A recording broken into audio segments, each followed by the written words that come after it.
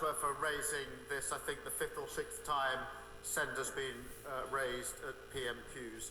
We did inherit a system neglected to the point of crisis by the last government, and so we'll deliver the change that's desperately needed. That means increased funding to the core schools budget by £2.3 billion, includes almost £1 billion more on high needs budgets. And today we're investing and announcing the investment of £740 million in funding to create SEN units in mainstream schools which deliver specialist support, and I'm very pleased to be able to take that forward. Thank you. Mr. Speaker, members across this House are deeply concerned that the Post Office are considering closing more than 100 branches across our communities. More than 3,000 people have signed a petition opposing the closure of Bexhill Post Office. Does the Prime Minister agree with me that the government must ensure we protect vital post office services for all of our constituents? Can I thank him for his question, and can I also recognise the campaigning of many, including himself, for local services that their constituents rely on. The Post Office is required to maintain a network of 11,500 branches that ensure that 99% of the UK population lives within 3 miles of a post office. Decisions obviously about individual branches are for the Post Office to take, following consultation with local communities, but I'm happy to make sure he gets a meeting with the relevant minister to discuss this particular case. Speaker, in my constituency of Darlington, it's full steam ahead to 2025, when our towns celebrate the 200-year anniversary of the railways with a 9-month festival. We're proud of our industrial contribution, but many in my area have concerns about the future of our rail industry. What assurances can the PM offer that he will get our railways back on track? Mr. Speaker, we are delivering on our commitment to bring railways back under public ownership, putting passengers first. And today we've announced that South Western Railway services will be the first to transfer into public ownership next year. So we can turn the page on decades of delay, fragmentation and failure. Much, Mr. Speaker. Veteran Anne Puckridge is also in the gallery, and can I urge the Prime Minister to meet her to talk about her frozen pension. Mr. Speaker, yesterday the Daily Record reported that Scottish Labour MPs are very upset. Apparently this upset is caused by their Scottish leaders' diktat that they now have to support the very winter fuel payment that they voted against in this place. As the Prime Minister comforts his upset MPs, will he remind him that the only people with the right to be upset are the 900,000 Scottish pensioners who were left in the cold by Labour's cuts? I work very closely with Scottish Labour in a harmonious way. We ran a fantastic campaign earlier this year, which is why she's sitting up there and not down here. Leon Coleman. Can I echo the words across the House in relation to Mandy Lamar? That I'm opening up people to violence by asking whether or not women are the folks who can have pregnancies. So I want to note that 1 out of 5 transgender persons have attempted suicide. So I think it's important because of my line of questioning. So we can't talk about it. Because denying that trans people exist and pretending not to know that they exist. I'm denying that trans people exist by asking you if you're talking about women having pregnancies. Do you believe that men can get pregnant? No, I don't think women can get So you are denying that trans people exist? And that leads to violence? Is this how you run your classroom? Are students allowed to question you? Absolutely. Or are they also treated like the line of questioning? So we can't talk about it? Because denying that trans people exist and pretending not to know that they exist. I'm denying that trans people exist by asking you if you're talking about women having pregnancies. Do you believe that men can get pregnant?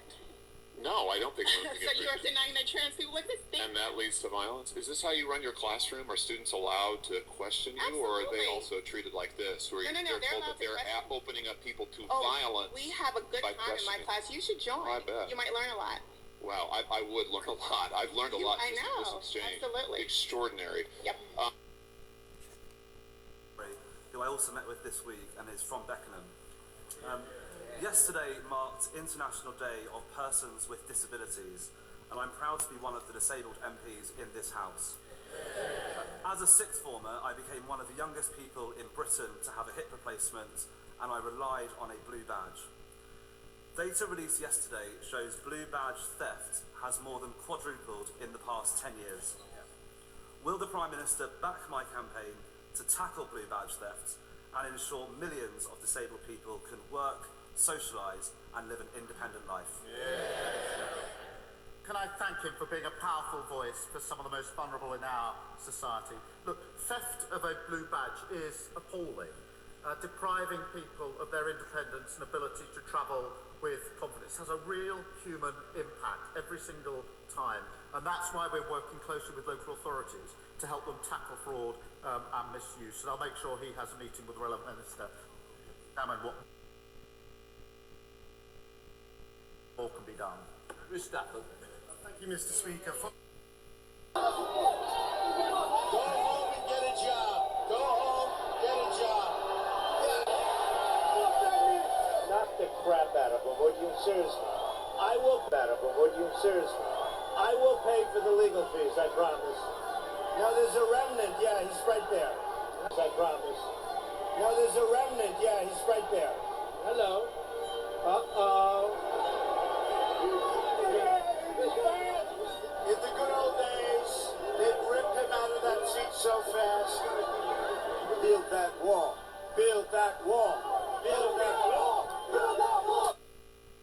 Following on from the question from the member for Aberdeen North, in the gallery today is Anne Puckridge, who is a World War II veteran and an intense campaigner. She's flown over 5,000 miles from Canada to meet the Prime Minister to discuss the frozen pensions, a policy denying her and 500,000 Brits who live abroad a frozen pension. I'm sure Anne won't mind me saying that she will be 100 years old in a couple of days' time. Would the Prime Minister reconsider his decision, give Anne the best birthday present ever, and meet with her to discuss this issue? Well, I'm grateful to him for raising this issue. I think he will well know and understand that our position is in fact a continuation of the position under the last government. Richard Baker.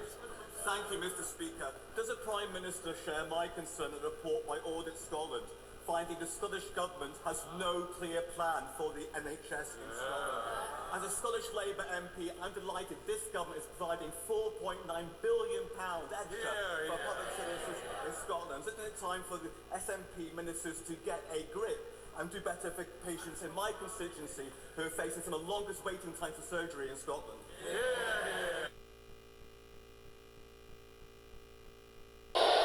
And it's another man on his way. Oh, Texas! No. Texas, Jim Duggan. 2x4 and all. Well, I'm grateful to him for raising this because waiting lists are appalling. And that's why we make the argument. They now have the money, they've got the resources, no more excuses for poor delivery. That completes Prime Minister's questions.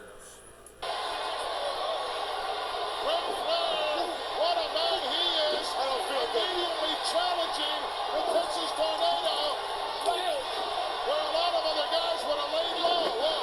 Oh, come on, Rick. It's amazing when you come through that curtain and hit that squared circle. You've got everything going for you, and some of these other guys are in bad shape. Makes for easy pick. There are no friends. Every man for himself. Look at this slingshot. Baby boy was number one. He's still there. Hey, the best way to win this, you come to the ring and you carry a wrench. A big crescent wrench. It has been 16 minutes since Davey Boy entered the ring.